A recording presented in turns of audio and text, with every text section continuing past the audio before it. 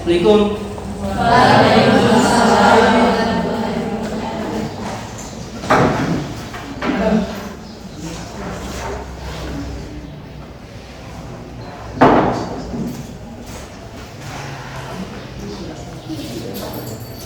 Apa kabar semua? Alhamdulillah, luar biasa. Allahu Akbar. Sebelumnya Bapak minta maaf karena terlambat, karena Bapak hari ini kurang sehat, tapi Bapak memaksakan untuk hadir. Ada Bapak kelas? Ada Pak. Siapa-siapa yang hadir? Alhamdulillah hari ini full hadir semua. Semua. Oke, baik.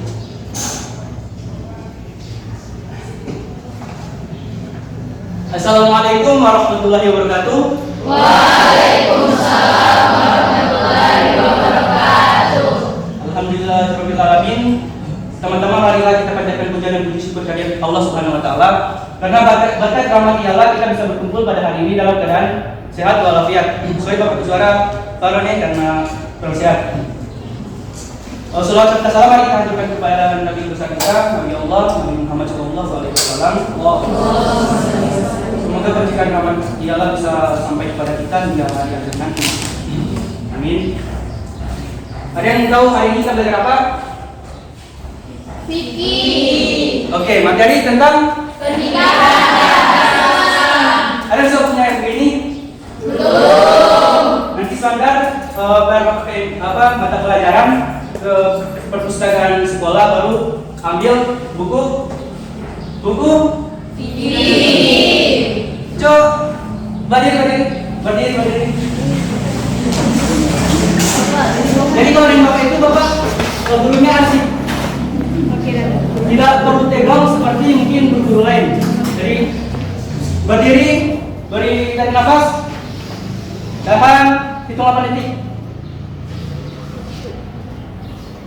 baru buang. Oke, ulang sekali lagi. Tahan, buang. Oke, silakan dulu. Hal yang dilakukan Bapak tadi yaitu mode relaksasi. Oke, agar peserta didik maupun guru itu merasa bebas dan mempunyai rileks dengan antara pendidik dengan Peserta didik. Baik, terima kasih. Pada kesempatan kali ini Bapak akan memberikan materi, yaitu tapi sebelum Bapak memberikan materi, Bapak mempunyai metode, yaitu metode role playing. Ada tahu metode role playing? Pasti dia. Oh, ada yang tahu? Coba angkat tangan. Oh, apa? Bermain peran, Bapak. Oke. Jadi role playing itu bermain peran, di mana role playing ini dia bersangkutan dengan materi fikih karena ia bersangkutan dengan metode pintar. Nah, sebelum kita masuk kepada materi kita, yaitu pernikahan dalam Islam. Pernikahan itu merupakan pernikahan antara seorang laki-laki dan bukan laki-laki dan laki-laki. Ya, benar. Di mana metode ini harus dilakukan antara laki-laki dan perempuan. Tapi sebelum kita melakukan pernikahan, pasti kita mempunyai hukum-hukum dalam Pernikahan. Sebagian besar ulama itu mengatakan bahwa hukum nikah itu mubah dan wajib. Kalau mubah itu karena kenapa? Ada yang boleh diperbolehkan, ada yang tidak. Nah, hukum-hukum itu ada pertama yaitu hukum jais, artinya dibolehkan dan inilah yang menjadi dasar utama untuk menikah. Yang kedua itu wajib, yaitu orang-orang yang telah mampu sanggup menikah, sedangkan bila tidak menikah khawatir akan terjerumus ke dalam perzinahan. Jadi ketika adik-adik nanti pas lulus SMA kelas 12 nanti, jika ada yang melanjutkan nikah atau lebih baik itu dilanjutkan dengan cara apa? Melanjutkan perguruan tinggi. Tapi jika ada yang memilih untuk nikah, kita harus mempunyai apa? Hukum-hukum dalam pernikahan, yaitu yang kedua itu wajib. Jika kalian merasa sudah mampu dan untuk menghindari perzinahan maupun dosa-dosa yang lain jenis, itu lebih baik kita langsung melakukan pernikahan. Yang kedua itu sunnah, yaitu orang yang sudah mampu menikah namun masih sanggup mengendalikan dirinya dari godaan yang menjurus kepada perzinahan. Maksudnya bagaimana? Ketika kita masih merasa kita itu, lebih baik saya melakukan perguruan tinggi, saya masih bisa menahan rasa syahwat ataupun rasa ingin mencicipi yang seharusnya kita tidak cicipi. Yang keempat itu makruh. Makruh itu kan bisa apa? Jawab. Apabila dikerjakan Hah? tidak dapat pahala dan dibiarkan mendapat pahala. Ya, benar sekali. Jadi kalau makruh itu alangkah baiknya ketika kita ingin menikah dengan cara hukum makruh, alangkah baiknya kita harus tahu apa makruh itu orang yang melakukan pernikahan dan telah memiliki keinginan hasrat tetapi ia belum mempunyai bekal. Jadi kalau kalian ingin sekali menikah untuk menghindari perzinahan, pastikan kalian itu mampu. Jangan nanti tidak bermasalah nanti kalian jualan apa mencari dengan cara apa yang penting halal, tapi alangkah baiknya kita merasa diri kita itu mampu. Jangan hanya untuk menghindari perzinahan, untuk menghindari perzinahan yang ujung-ujungnya Tidak mampu. bukan cerai. Yang kelima itu haram. Nah, haram ini itu orang yang akan melakukan perkawinan tetapi ia mempunyai niat yang buruk. Ada di sini yang menikah tapi mempunyai nikah tapi dia ingin contoh membalas dendam. Contohnya seperti saya ingin menikah dengan wanita itu karena sempat waktu SMP ia mengghosting saya. Dan saat saya lulus SMA dan saya menikah dengan dia, saya akan meninggalkan dia saat akad. Mempunyai balas dendam itu yang akan lalu siapa? Sendiri dan orang tua. Nah, setelah kita mempunyai hukum-hukum dalam pernikahan, pasti kita mempunyai tujuan. Ada yang sudah mempunyai tujuan nikah? Ada? Hah? Jadi? Apa? Siapa? Yang punya tujuan nikah? Kenapa Anda mempunyai tujuan untuk menikah? Selain ibadah kan?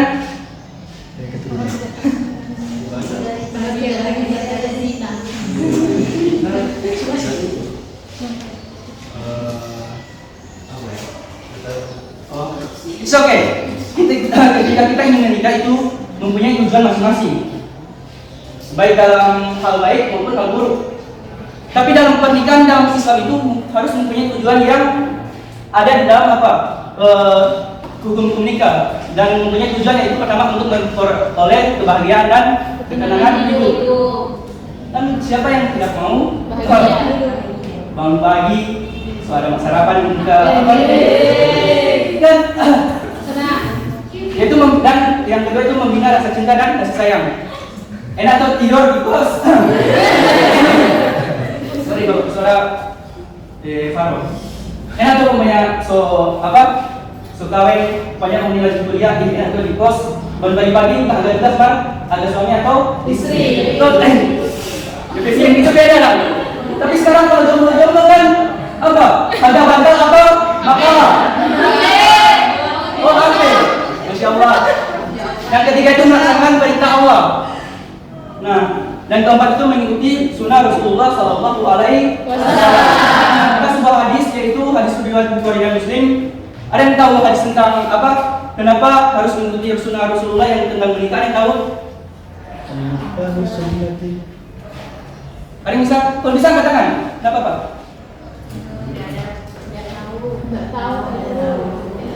Yang artinya begini, menikah adalah sunnahku. Barang siapa yang tidak senang menikah, maka dia bukan golonganku. Kalau tidak salah pernah teman waktu kuliah S1, pada saya nama itu Farid. Dia sempat bilang ke bapak bahwa dia itu benci dengan menikah.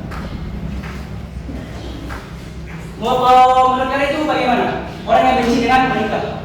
Bukan golongan Rasulullah. Ya, sangat-sangat benar. Tapi kita tidak boleh menjudge seorang yang tidak menikah. Kemungkinan ada masalah yang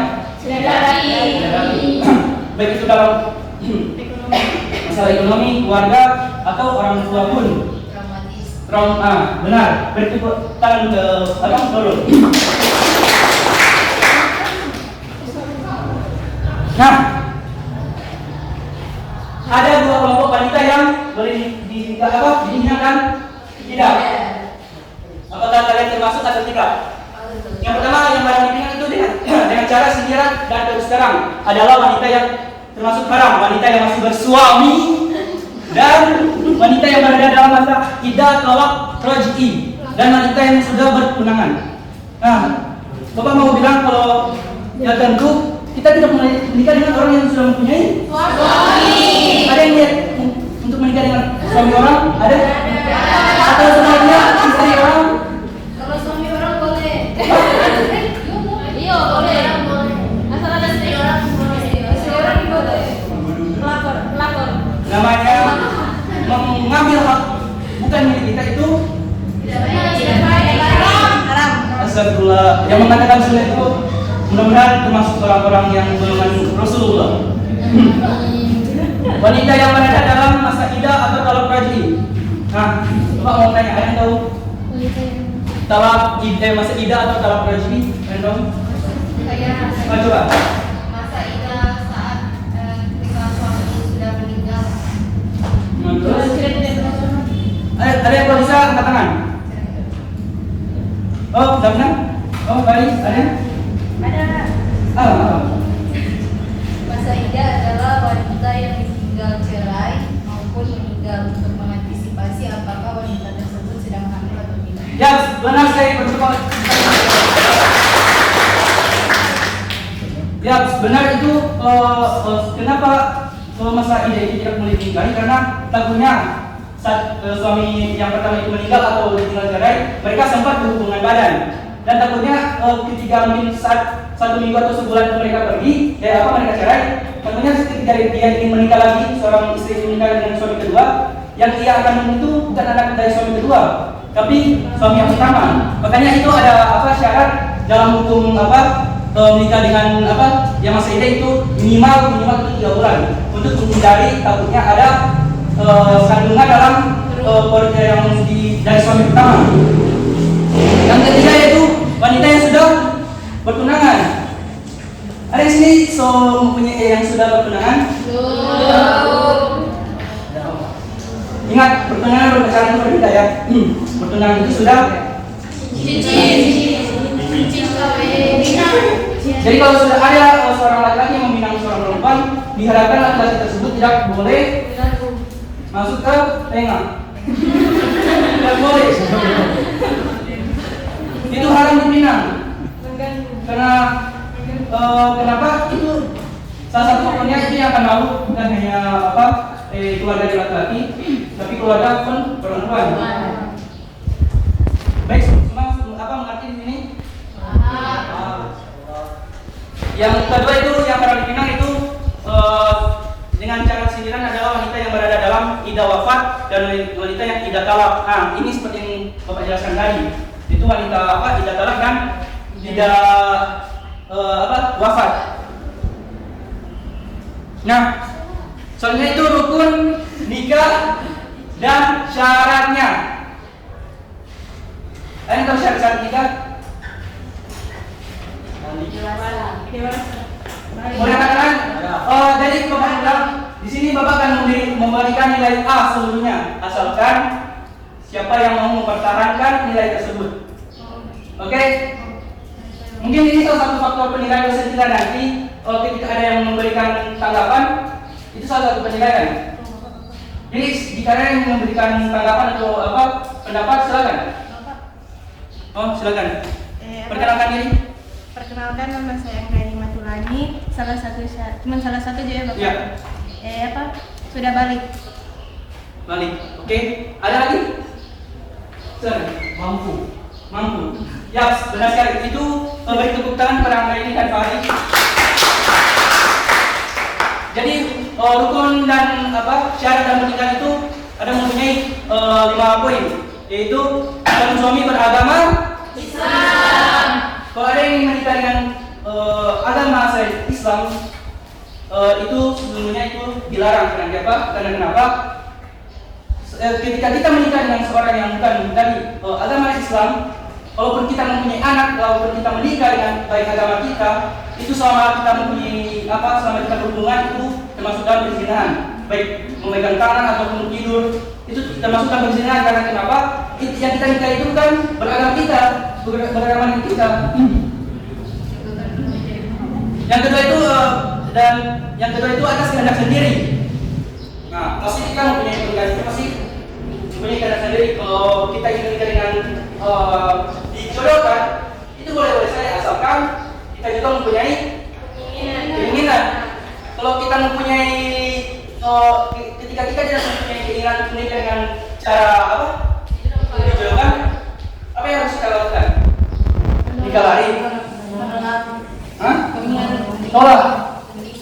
Sholat sebelum. Nah, salah satunya sholat. Tapi kalau tidak saya sudah sholat tapi masih mempunyai beban, apa yang kita lakukan? Silakan berpendapat, silakan. Musyawarah. Musyawarah. Baik. Betul sekali yang dikatakan apa, Fari, dimana ketika kita duduk bersama orang tua dan calon yang kita akan dijodohkan, itu kita harus memberikan pendapat bahwa kita tidak akan mau menikah dengan wanita tersebut. Dan itu dikatakan bukan kepada orang tua kita, tapi kepada orang tua dari calon, agar orang tua dari calon tersebut mempunyai pikiran apakah saya akan menikahkan orang yang tidak mencintai anak saya. Kan tidak boleh. Itu bukan mahram. Nah, pasti bukan mahram. Dan yang keempat itu tidak sedang Bersuami. Haji. sedang haji. Jadi ketika ada yang berniat untuk haji, tolong jangan belum nikah. Takutnya pas di depan Ka'bah seorang wanita ya Allah saya ingin menikah. Ini sudah calon di rumah. Dapat wanita kagak? Oh yang itu ya Allah. Itu membuat pikiran kita terbolak-balik. Jadi alangkah baiknya kita tidak boleh menikah sebelum saat kita ingin naik haji. Poin kedua itu calon istri sama. Seperti yang poin yang pertama, harus beragama Islam. Kedua itu tidak terpaksa, bukan mahram, tidak bersuami, dan tidak sedang dalam masa iddah, dan tidak sedang umroh atau haji, sama seperti poin yang pertama. Nah, sebelum kita melakukan pernikahan pasti ada mempunyai wali, dimana ketika kita walaupun nikah di KUA, kita minimal mempunyai wali yang adil. Terus bagaimana Pak Guru kalau soal orang yang nikah siri babadiam?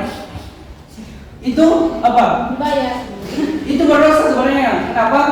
Karena yang kita pilih sebagai wali itu atau orang yang mendampingi kita itu bahkan bukan dari orang dari keluarga atau orang tuanya perempuan. Hanya memasukkan identitas bahwa ini keluarga. Dan kalau di kantor urusan agama itu mereka tidak akan mencari tahu ini siapa. Yang mereka butuhkan adalah wali atau yang menikah. Orang yang mewalikan dan orang yang menikah. Itu yang mereka paling pentingkan. Yang ketiga itu laki-laki mereka. Ada yang tahu laki-laki mereka? Kalau ada yang tahu, Bapak mau siapkan Hadiah. apa tuh? Bapak belum terima tip kuliah jadi belum pasti. Ada yang apa? Tahu laki-laki mereka?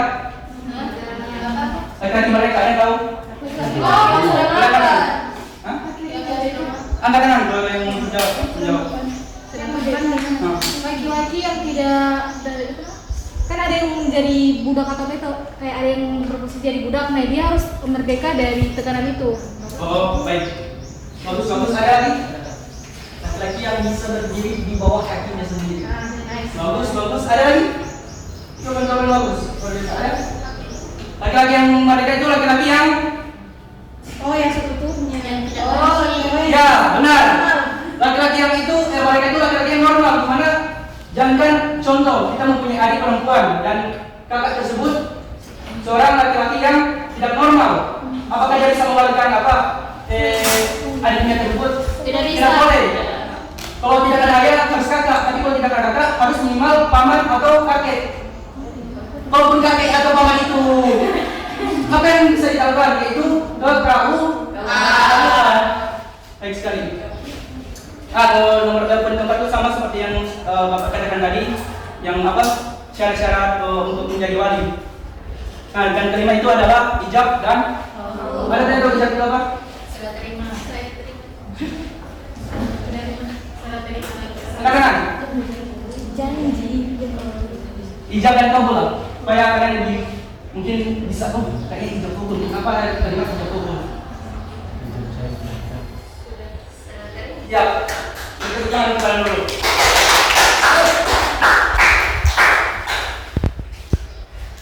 Nah, wanita yang harus dinikahi itu sebenarnya ada ada 6 poin. Yang pertama itu wanita yang haram dinikahi karena keturunan, wanita yang haram dinikahi karena hubungan sesusuan, wanita yang haram dinikahi karena perkawinan, dinikahi karena mempunyai pertalian mahram dengan istri. Nah, itu ada 4 poin. Jadi kalau wanita yang haram dinikahi keturunan itu, ini teman-teman bisa lihat, itu adik-adik bisa lihat, itu tentang ibu kandung dan seterusnya. Itu ibu kandung seterusnya itu tidak boleh dinikahi. Ada yang punya niat untuk menikahi apa? Tidak ada. Tidak ada tau? Astagfirullah. Atau niat, keinginan niat. Namanya syaitan itu pasti mempunyai hal segala macam untuk menjerumuskan kita ke hal yang buruk, baik itu mempunyai pikiran menikahi dengan, bahkan ada yang beberapa faktor pernah terjadi di Bitung, seorang seorang anak menikahi dengan bukan menikahi, berzina dengan ibu kandungnya sendiri. Tapi teman-teman itu tahu. Itu wanita yang orang menikahi karena hubungan sesusuan, ibu yang menyusui. Ada tahu ibu menyusui? Bukan ibu yang sedang. Ada tahu? Ibu yang menyusui itu ya, contoh orang yang silakan. Contoh seperti ibunya dia menyusui dan Sarwin dan dia itu tidak boleh menikah. Benar. Dan juga itu saudara sesusuan. Pak Guru, bagaimana dengan dengan sepupu? Itu boleh. Itu boleh, tapi tidak mensyarat tidak sesusuan ataupun saudara.